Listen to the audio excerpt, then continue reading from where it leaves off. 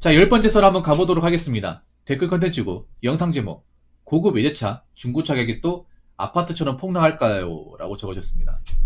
네, 지금 폭락하고 있습니다. 네, 폭락하고 있어요. 우리 아파트보다 더 폭락하고 있는 것 같은데? 일단 외제차는 폭락하고 있어요, 외제차는. 특히 독일 3사가 아닌 일반 차들은 개떡락하고 있어요, 지금.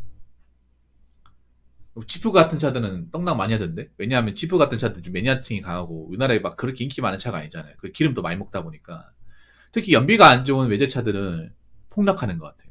연비가 안 좋은 외제차들은. 독삼사가 아닌, 특히 독삼사가 아닌 것들은.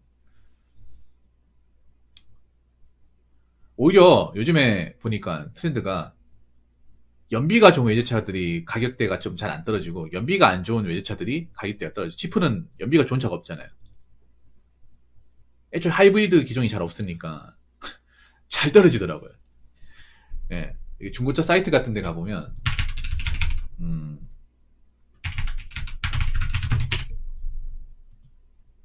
저도 한 번씩 보거든요.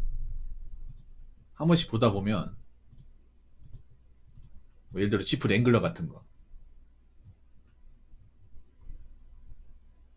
지프 랭글러 같은 것들은 확 떨어지더라고요. 그러니까 인기가 좀, 우리나라가 독삼사인이 아니냐가 굉장히 차이가 나더라고요. 중고차 중에서도.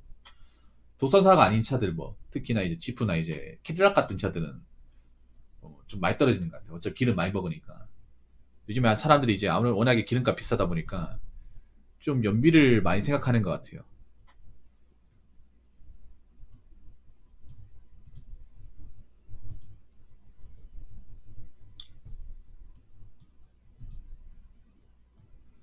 그래서 요즘에 좀 그 현핀 여성분들이 많지가 않을 거. 와, 체로키.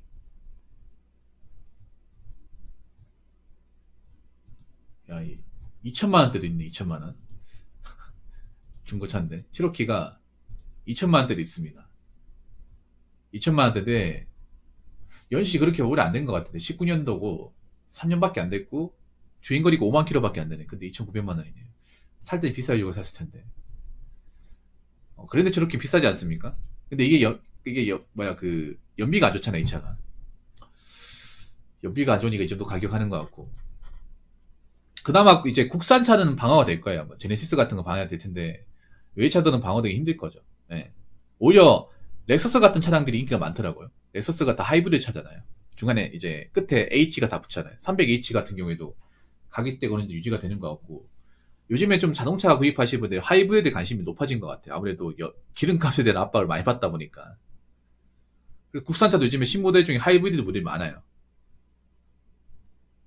그래서 인기가 없는 차종 같은 경우에는 떨어지죠. 아파트도 보면 좀, 어, 핵심 어떤 지역과 떨어진 데 있죠. 그냥 신도시 같은데. 말이 신도시지 거의 뭐, 시가지가 멀어진데. 그런 데는 떡락하잖아요. 약간 자동차가 비슷하네. 자동차도 보면 좀 우리가 흔히 보는 이제 국산차나 현기차나 아니면 독삼사가 아니면 가격대가 확 떨어지듯이 아파트도 어떤 핵심적인 어떤 미지 지역이 아니면 이제 변두리 지역이면 확 떨어지는 거랑 좀 비슷하네요.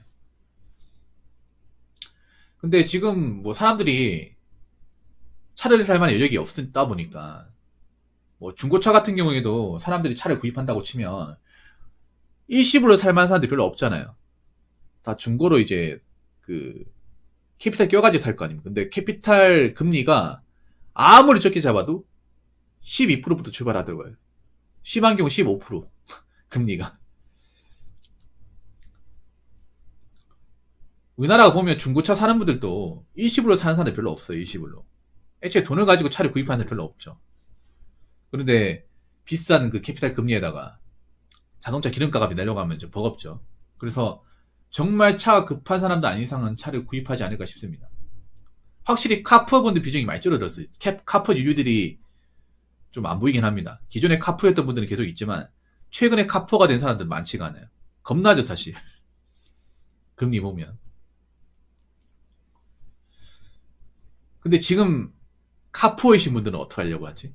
앞으로 계속 이제 차가 똥값이 될 텐데. 지금 딜러들도 차를 매입하지 않고 있고, 매물은 많은데. 매물은 점점 많아지겠죠. 근데 사가는 사람 별로 없을 테고. 그러면 점점 더 떨어지겠죠.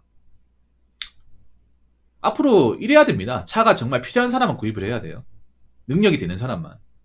어느 정도 이제 할부 금액을 적용받지 않고 차를 구입할 수 있는 사람이 사야죠.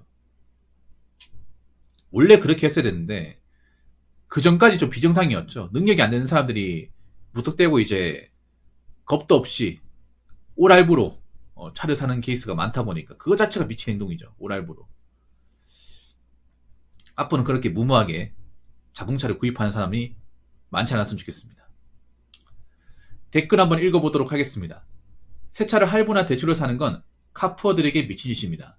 그러나 사무직도 차 한 대씩 다 있는 세상에 차를 구한다면 당근마켓 같은 데서 싼 차 구하는 것도 나쁘진 않습니다. 고쳐 타면 되죠. 300에서 500만원짜리 LPG 차량 같은 거는 괜찮습니다. 당근마켓 믿지 못한다면 허위 매물 없는 K가 같은 데서 사세요 라고 적으셨습니다. 얼핏 보면 좋은 말 같지만 이분도 좀 댓글 다신 분이 좀 문제가 좀 있는 것 같은데. 아니, 새 차를 할부나 대출로 사는 거는 카푸어한테 미친 짓인데 뒤에 말이 좀 웃깁니다. 그러나 사무직도 차 한 대씩 다 있는 세상. 나 이런 말 처음 듣는데요? 아니, 사무직 다니면 차 한 대 다 있습니까? 여러분 이런 말 들어본 적 있습니까? 금시초문인데요? 오히려 사무직에 차가 더 필요 없지 않나? 왜냐면 사무 일만 하면 되잖아요. 이동이 없잖아. 어차피 차 있어도 회사 차 몰 거 아니야. 아니, 나 정말 어이가 없어. 사무직도 차 한 대씩 다 있는 세상이라고요? 언제부터 그런 세상이 되었죠? 언제부터 그런 말이 일반적인 말이 돼버렸습니까? 나 이런 말 처음 들어보는데? 아니, 사무직 오히려 차가 필요 없지 않나? 역으로? 사무직 오히려 차를 구입할 이유가 없죠. 말 그대로 사무일만 하니까.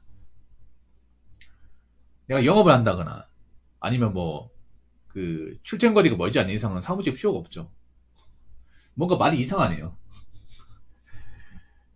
차를 구한다면 당근마켓에서 싼 차 구하는 것도 나쁘지 않습니다. 아니, 중고차도 못 믿는 당근마켓을 어떻게 믿죠? 애초에 당근마켓이 자동차를 판매하는 곳입니까? 요즘에 좀 웃긴 게 뭐냐 하면, 당근마켓에서 차를 이제 판매하는 분들이 많아졌어요. 원래 당근마켓은 중고차 매매 사이트가 아니잖아요. 근데 언제부턴가 자동차를 이제 등록하신 분들이 많아졌습니다.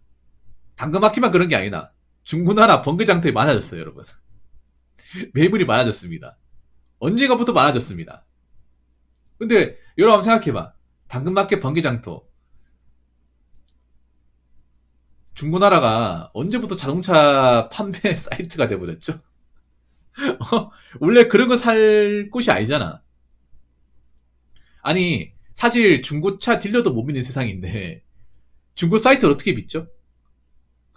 안 그래요? 아니, 하다못해 요즘에 중고차도 그래도 뭐 사고 경력이나 뭐 자동차 어떤 그런 뭐 점검 같은 건 다 하잖아요. 근데 중고차는 저는 저 당근마켓 같은 데는 그런 점검도 안 할 거 아니야. 그 직거래로 다 산다고? 더 못 믿을 것 같은데. 아니 뭐 검사 내역서 이런 거 없잖아요. 물론 중고차도 그런 것들 뭐 제대로 신뢰하기 힘들겠지만 그래도 중고차는 살 때 그런 거 다 보이잖아요. 검사 내역이나 뭐 사후 경력 같은 거. 근데 당근마켓은 아무것도 없잖아요. 서류 같은 게 없잖아. 뭐, 나쁘지 않다고요? 난 더 못 믿겠는 것 같은데. 왜냐하면 당근마켓에서 왜 차를 팔까를 생각해 봐야 되지 않나? 아니, 중고차 사이트가 있는데 왜 당근마켓에서 자동차를 등록을 하지? 이 생각을 해봐야 되지 않을까요? 그 이유가 있습니다. 이 댓글 하시면.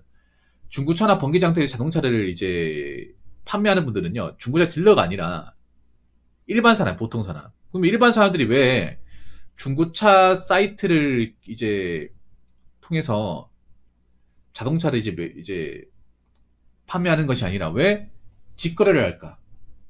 이거 생각을 해봐야 되지 않습니까? 지금 직거래가 많아진 이유는 간단합니다. 지금 딜러들이 자동차를 매입하지 않기 때문에. 쉽게 말해 지금 자동차를 이제 당근마켓이나 번개장터에 이제 내놓으신 분들은 카포일 가능성이 높고 이 사람들은 지금 좆된 거예요. 쉽게 말해서. 차를 매입하려고 했는데 매입을 안 하는 거야, 딜러들이. 차가 안 팔리니까. 어떻게 지금 차를 빨리 팔아야 되는 상황이고. 안 그러면 지금 대출금 못 내고. 그런 상황이에요. 그러다 보니까 지금 이 중고 사이트에 좀 많이 들어오는 것 같아. 한마디로 지금 큰일 나신 분들. 근데 나는 그렇게 생각합니다. 아니, 중고차 사이트도 신뢰하기 힘든 마당에 어떻게 또 중고 사이트를 신뢰합니까?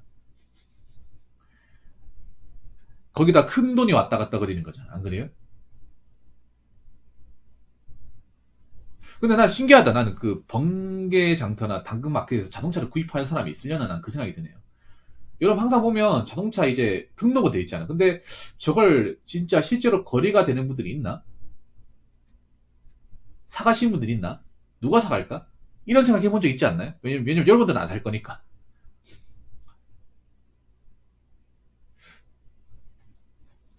좀 미심쩍은 게 있습니다. 고쳐 타면 된다고 했는데 고쳐 타는 것도 정도껏 고쳐 타야죠. 어? 정도껏. 나는 오히려 저런 사이트를 더 못 믿겠어. 왜냐하면 사후 경력 같은 거 이런 것들을 객관적으로 우리가 확인할 수가 없잖아요. 물론 살 때 제대로 확인하고 사야겠지만 눈탱이 맞을 가능성도 분명히 있다고 봅니다. 아니면 생각해봐. 중고 사이트야말로 사기꾼들의 집합소 아닙니까? 어? 지금도 사기 치는 사람들 많잖아요. 왜 자동차는 아니라고 생각을 해? 어? 거의 모든 물건 다 사기를 치잖아. 거의 중고 사이트에서. 사기를 안 치는 품목이 없잖아요. 나도 사기를 당한 적이 있어가지고. 어? 종류가 너무 포괄적이라서, 어, 지금도 사기꾼들이 넘쳐흐르는 곳이고. 왜 자동차는 아니라고 봅니다. 오히려 자동차에서도 눈탱이 맞을 가능성이 크죠. 큰 돈이 왔다 갔다 되니까. 어. 고쳐 타면 된다고 했지만, 너무 수리비가 많이 나오면 어떡할 겁니까? 고치는데 돈이 더 많이 들면. 고치는 가격이 오히려 구입할 때 가격만큼 나가버리면. 아니면 탈 때마다 고장나면 어떡할 겁니까?